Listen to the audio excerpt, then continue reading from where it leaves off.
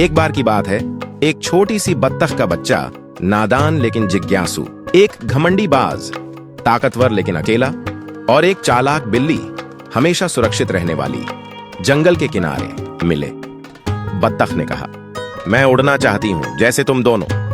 बाज हंसते हुए बोला, तेरे पंख तो छोटे हैं, तू कभी मेरी तरह आसमान नहीं छू सकती।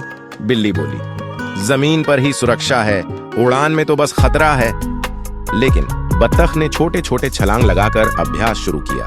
कभी फिसली, कभी गिरी, लेकिन कभी रुकी नहीं। एक दिन जंगल में आग लग गई। बिल्ली पेड़ पर चढ़ गई, बाज उड़ गया, लेकिन बत्तख ने देखा कि 2 और बत्तख के बच्चे आग में फंसे हुए हैं। बत्तख ने अपने छोटे पंखों से उन्हें पानी तक ले जाकर बचा लिया। बाज ने यह दृश्य देखा और हैरान रह गया। तेरी उड़ान छोटी थी, लेकिन सोच सबसे बड़ी थी। सीख, कभी किसी को उसके कद या रूप से मत आंको। असली उड़ान दिल से होती है, पंख तो बस एक झरिया होते हैं। बतख रोने लगती है क्योंकि आपने लाइक और सब्सक्राइब नहीं किया।